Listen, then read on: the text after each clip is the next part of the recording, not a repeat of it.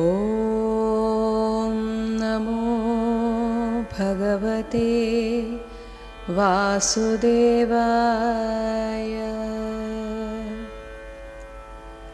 475 ധർമ്മഗുപ്. ധർമ്മത്തെ ഗോപനം ചെയ്യുന്നവൻ. ഗോപനം എന്നതിന് രക്ഷിക്കുക എന്നർത്ഥം. രക്ഷണം ചെയ്യുന്നവൻ. ഭഗവാൻ ധർമ്മ സംസ്ഥാപനാർത്ഥമാണ് എല്ലാ യുഗങ്ങളിലും ഇവിടെ സംഭവിക്കുന്നത്, അവതരിക്കുന്നത് എന്നതിനാൽ ഭഗവാൻ ധർമ്മഗുപ്. 476 ധർമ്മകൃത്. ഭഗവാനെ ധർമ്മ അധർമ്മങ്ങളൊന്നും ബാധിക്കുന്നില്ല. എന്നാൽ പോലും ഒരു അവതാരമെടുത്ത് ഭൂമിയിലേക്ക് വന്നാൽ ഏത് വർണ്ണത്തിലാണോ ഭഗവാൻ അവതരിച്ചത് ആ വർണ്ണത്തിന് പാലിക്കേണ്ട, ആ വർണ്ണത്തിൽപ്പെട്ടവർ പാലിക്കേണ്ട എല്ലാ സ്വധർമ്മത്തെയും അനുഷ്ഠിക്കുന്നവനാണ് ഭഗവാൻ. വാമനാവതാരം കുറച്ചു നേരത്തേക്കാണെങ്കിൽ പോലും ബ്രാഹ്മണനായിട്ട് അവതരിച്ച സമയത്ത് ഉപനയനാദി സംസ്കാരങ്ങളൊക്കെ ചെയ്തു. ആ സ്വധർമ്മം, ബ്രാഹ്മണൻ്റെ സ്വധർമ്മമായിട്ടുള്ള ആ ഒരു സംസ്കാരക്രിയകളൊക്കെ ചെയ്തു. ഇനി ശ്രീരാമ അവതാരം ക്ഷത്രിയനായിട്ട് വന്ന സമയത്ത് ഒരു ക്ഷത്രിയനായിട്ട് ജീവിക്കുമ്പോൾ ആ അനുഷ്ഠിക്കേണ്ട എല്ലാ സ്വധർമ്മങ്ങളും അനുഷ്ഠിച്ചു. ഇനി ശ്രീകൃഷ്ണ അവതാരത്തിൽ ജനിച്ചത് ഒരു രാജകുടുംബത്തിലാണെങ്കിലും വളർന്നത് ഗോപാലകന്മാരുടെ കൂടെ ആയതിനാൽ ഭഗവാൻ അതും തൻ്റെ സ്വധർമ്മമെന്ന രീതിയിൽ അത് അനുഷ്ഠിച്ചു. അപ്പം ഇങ്ങനെയൊക്കെ ഭഗവാന് സാധിക്കുന്നത് ഭഗവാൻ ത്രിഗുണാതീതനാണ്. അതുകൊണ്ട് ഏതു ഗുണത്തെയും സ്വാംശീകരിക്കാൻ ഭഗവാന് സാധ്യമാണ്. അതേസമയം സാധാരണ ഒരാൾക്ക് അത് സാധ്യമല്ല. കാരണം പ്രകൃത്യ അവൻ്റെ ഉള്ളിൽ ആ സ്വഭാവമുണ്ടാകും. അത് രജോ ഗുണമാണെങ്കിൽ അങ്ങനെ. അപ്പോൾ ഒരു ക്ഷത്രിയൻ്റെ ആ ഒരു ശൂരത്വം, വീരശൂരപരാക്രമം. എന്നാൽ ഒരു സത്വഗുണിയായിട്ടാണ് ജനിക്കുന്നതെങ്കിൽ ആ ഒരു സാത്വികമായിട്ടുള്ള നന്മയും ആ ഒരു ശാന്തതയും ഒക്കെയായിരിക്കും അയാൾക്കുണ്ടാവുക.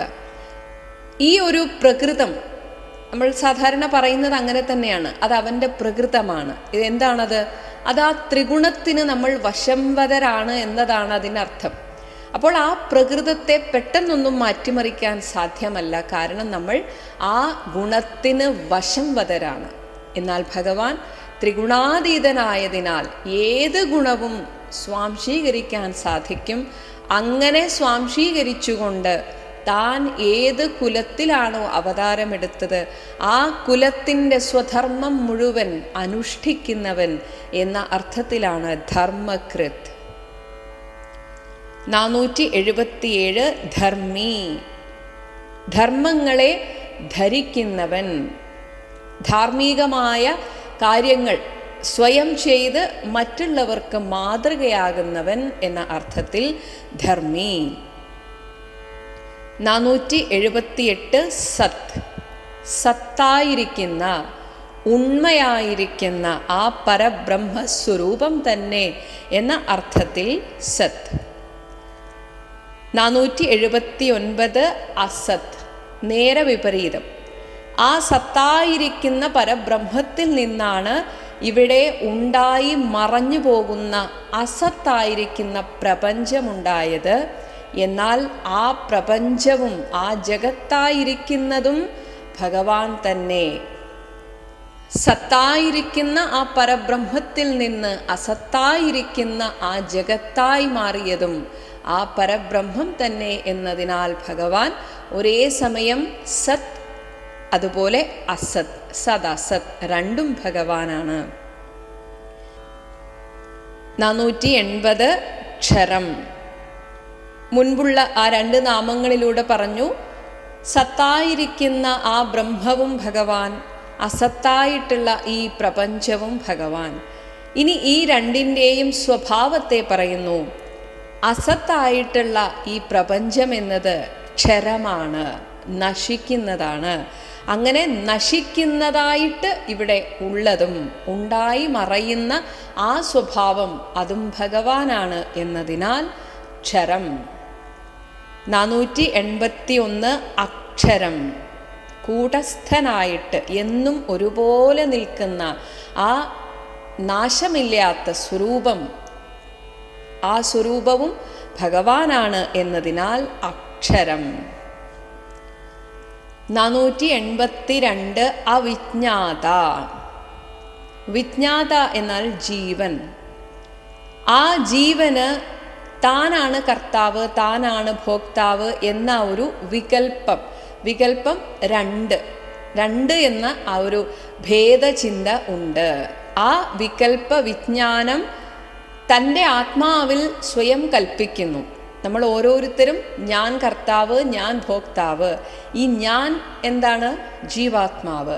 അപ്പോൾ ആ ജീവാത്മാവിലേക്ക് നമ്മൾ നമ്മുടെ ആ കർത്തൃത്വത്തെയും ഭോക്തൃത്വത്തെയും കൽപ്പിക്കുകയാണ്. എന്നാൽ യഥാർത്ഥത്തിൽ ഇതൊന്നുമില്ലാത്തവനാണ് ഭഗവാൻ. അതാണ് അതില്ലാത്തവൻ. ആ വിജ്ഞാത, അതായത് ഞാൻ കർത്താവോ ഭോക്താവോ അല്ല എന്ന ഉറപ്പുള്ള പരമാത്മ ചൈതന്യം, അതാണ് അവിജ്ഞാത. 483 സഹസ്രാംശുഹു. ആയിരക്കണക്കിന് കിരണങ്ങൾ ഉള്ളവൻ. ഇവിടെ തേജസ്സുള്ള സൂര്യ, ചന്ദ്രാദി, അഗ്നി മുതലായവയ്ക്കൊക്കെ തേജസ് കൊടുക്കുന്നത് ഭഗവാനാണ്. അങ്ങനെ ഈ സൂര്യനിലൂടെയും ചന്ദ്രനിലൂടെയും അഗ്നിയിലൂടെയും ഒക്കെ ആ കിരണങ്ങളായിട്ട് വരുന്നതും ആയിരക്കണക്കിന് കിരണങ്ങളായിട്ട് നമ്മൾ കാണുന്നതും ഭഗവാന്റെ പ്രകാശമാണ് എന്നതിനാൽ ഭഗവാൻ സഹസ്രാംശുഹു. 484 വിധാത. വിശേഷേണ ധരിക്കുന്നവൻ. ഏതിനെയാണ് ധരിക്കുന്നത്? ഇവിടെ സർവഭൂതങ്ങളെയും ധരിക്കുന്നത് ശേഷൻ എന്നാണ് സങ്കല്പം, ആദിശേഷൻ. അതുപോലെ തന്നെ ദിഗ്ഗജങ്ങൾ, ഇവയൊക്കെയാണ് ഈ പ്രപഞ്ചത്തെ താങ്ങി നിർത്തുന്നത്. എന്നാൽ അവയെയും ധരിക്കുന്നത് ഭഗവാനാണ് എന്നതിനാൽ വിധാത. 485 കൃതലക്ഷണഃ. തന്നെ അടയാളപ്പെടുത്താൻ സ്വയം ഓരോ ലക്ഷണങ്ങൾ ഉണ്ടാക്കിയവൻ. അതായത് നമുക്ക് മഹാവിഷ്ണു എന്ന നാമം കേൾക്കുമ്പോൾ തന്നെ മനസ്സിൽ ഓർമ്മ വരുന്നത് ചതുർബാഹുവായിട്ടുള്ള അതൊരു ലക്ഷണമാണ്. 4 കൈകളിലായിട്ട് ശംഖ്, ചക്രം, ഗദ, പത്മം, അതും ഒരു ലക്ഷണമാണ്. ഒപ്പം ശ്രീവത്സം എന്ന മറുക്, വൈജയന്തിമാല, വനമാല, ഇങ്ങനെ തന്നെ സ്വയം ലക്ഷണപ്പെടുത്തിയവൻ, സ്വയം തനിക്ക് ഏത് രീതിയിലാണ് തന്നെ ആളുകൾ തിരിച്ചറിയേണ്ടത് എന്ന് സ്വയം നിശ്ചയിച്ചവൻ എന്ന അർത്ഥത്തിൽ കൃതലക്ഷണഃ. 486 ഗഭസ്തി നേമിഹി. സൂര്യമണ്ഡലം ഒരു വൃത്താകൃതിയിലാണ്.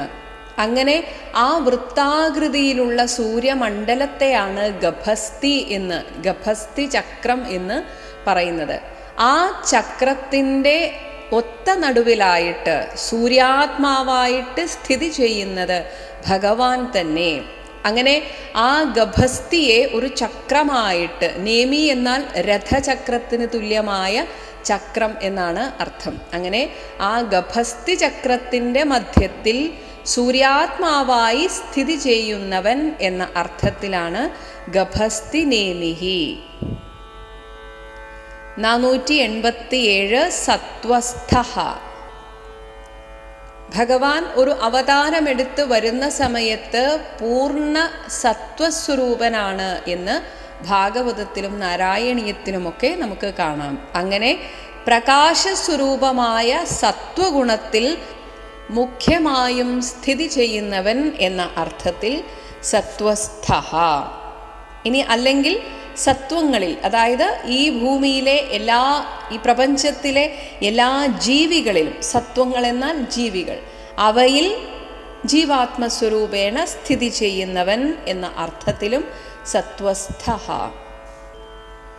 488 സിംഹ, സിംഹത്തെ പോലെ വിക്രമശാലിയായിട്ടുള്ളവൻ എന്ന അർത്ഥത്തിൽ സിംഹ. ഇനി അല്ലെങ്കിൽ നൃസിംഹ എന്നതിൽ ആ നൃ എന്ന് ലോപിച്ചിട്ട് അതേ അർത്ഥത്തിൽ സിംഹ എന്ന് അർത്ഥം പറയുന്നു. ഇനി നൃസിംഹ എന്നതിന് നരന്മാരിൽ ശ്രേഷ്ഠനായവൻ, മനുഷ്യജന്മം സ്വീകരിച്ചു വരുന്നവരിൽ ശ്രേഷ്ഠനായവൻ എന്ന അർത്ഥത്തിലും സിംഹതുല്യമായ ആ ഒരു പ്രതാപത്തോട് വീരശൂര പരാക്രമിയായിട്ടുള്ള നരനായിട്ട് ഈ ഭൂമിയിൽ അവതാരമെടുത്തവൻ എന്ന അർത്ഥത്തിലും സിംഹ. 489 ഭൂതമഹേശ്വര, സർവഭൂതങ്ങൾക്കും മഹാനായ ഈശ്വരൻ, എല്ലാറ്റിൻ്റെയും നിയന്താവായിട്ടിരിക്കുന്നവൻ എന്ന അർത്ഥത്തിൽ ഭൂതമഹേശ്വര. 490 ആദിദേവ, ആദ്യം ഉണ്ടായതും ഒപ്പം പ്രകാശസ്വരൂപനും ആയിരിക്കുന്നവൻ എന്ന അർത്ഥത്തിൽ ആദിദേവ.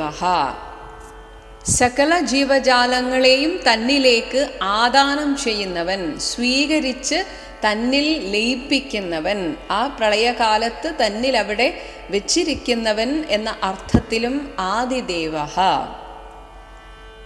491 മഹാദേവ, തൻ്റെ എല്ലാ ഭാവത്തെയും പരിത്യജിച്ച് മഹത്തായ ആത്മജ്ഞാന യോഗൈശ്വര്യത്തിൽ അങ്ങനെ മഹീയത്തെ പ്രസിദ്ധനാകുന്നു. ഭഗവാന്റെ ആ ഒരു ശുദ്ധമായ ചൈതന്യ സ്വരൂപമാണ് ഈ പ്രപഞ്ചം മുഴുവൻ വ്യാപിച്ചിരിക്കുന്നത് എന്ന് പ്രസിദ്ധമാണ് എന്നതിനാൽ മഹാദേവ. 492 ദേവേശ, മുഖ്യമായും ദേവന്മാർക്ക് ഈശനായിരിക്കുന്നതിനാൽ ദേവേശ. 493 ദേവഭൃത് ഗുരുഹു, ദേവന്മാരെ ഭരിക്കുന്ന ഇന്ദ്രനെ, അതാണ് ദേവഭൃത്. ആ ഇന്ദ്രനെയും ശാസിക്കുന്നവനായ ഗുരു, അങ്ങനെയുള്ളവൻ എന്ന അർത്ഥത്തിൽ ദേവഭൃത് ഗുരുഹു. 494 ഉത്തരഹ, ജന്മസംസാര ബന്ധനത്തിൽ നിന്ന് ഉത്തരണം ചെയ്യിക്കുക, അതിൽ നിന്ന് കയറ്റുന്നവൻ, കരകയറ്റുന്നവൻ എന്ന അർത്ഥത്തിലും അല്ലെങ്കിൽ എല്ലാറ്റിലും വെച്ച് ഉത്കൃഷ്ടനായിരിക്കുന്നവൻ എന്ന അർത്ഥത്തിലും ഉത്തരഹ. 495 ഗോപതിഹി, ഗോപവേഷത്തെ ധരിച്ചുകൊണ്ട് ഗോക്കളെ പാലിച്ചു നടന്നവൻ എന്ന അർത്ഥത്തിൽ ഗോപതിഹി. ഇനി ഭൂമിക്ക് ഗോ എന്ന ഒരു അർത്ഥമുണ്ട്, അങ്ങനെ ഭൂമിയുടെ പതിയായവൻ എന്ന അർത്ഥത്തിലും ഗോപതിഹി. 496 ഗോപ്ത, സർവഭൂതങ്ങളെയും പരിപാലിക്കുന്നവൻ എന്ന അർത്ഥത്തിൽ ഗോപ്ത. 497 ജ്ഞാനഗമ്യ, ജ്ഞാനം കൊണ്ട് മാത്രമേ ഭഗവാന്റെ നിർഗുണമായ ആ പരബ്രഹ്മസ്വരൂപത്തെ അനുഭവിക്കാൻ സാധിക്കുകയുള്ളൂ എന്നതിനാൽ ജ്ഞാനഗമ്യ. 498 പുരാതനഃ, കാലം കൊണ്ട് അളക്കപ്പെടാൻ സാധിക്കാത്തതിനാൽ ഇന്ന കാലത്ത് ഉണ്ടായവനാണെന്ന് നിശ്ചയമില്ലായികയാൽ പണ്ടുള്ള കാലത്തെ, പണ്ടേക്ക് പണ്ടേ ഉള്ളവൻ എന്ന അർത്ഥത്തിൽ പുരാതനഃ. 499 ശരീരഭൂതഭൃത്, ശരീര ആരംഭകങ്ങൾ പൃഥിവ്യാദി പഞ്ചഭൂതങ്ങളാണ്. ഇതിൽ നിന്നാണ് ശരീരം ഇവിടെ ഉണ്ടായത്. പഞ്ചഭൂതാത്മകമാണ് നമ്മുടെ ഈ ഒരു ശരീരം. ആ ശരീരങ്ങളെ ഭരിക്കുന്ന പ്രാണരൂപൻ, പ്രാണന്റെ രൂപത്തിൽ ഈ ശരീരങ്ങളെ ഭരിക്കുന്നവൻ എന്ന അർത്ഥത്തിൽ ശരീരഭൂതഭൃത്. 500-ാമത്തെ നാമം ഭോക്ത. ഈ ശരീരത്തിലിരുന്ന്, ജീവാത്മസ്വരൂപത്തിലിരുന്ന് ആ പരമാനന്ദത്തെ അനുഭവിക്കുന്നവനും ഭഗവാൻ തന്നെയാണ് എന്നതിനാൽ ഭോക്ത. 501 കപീന്ദ്രഃ. കപി എന്നതിന് വരാഹമൂർത്തി എന്നൊരർത്ഥം പറയുന്നുണ്ട്. അങ്ങനെ ശ്രേഷ്ഠനായ വരാഹം എന്നതിനാൽ കപീന്ദ്രഃ. ഇനി മറ്റൊരർത്ഥം കപികൾ, വാനരന്മാർ.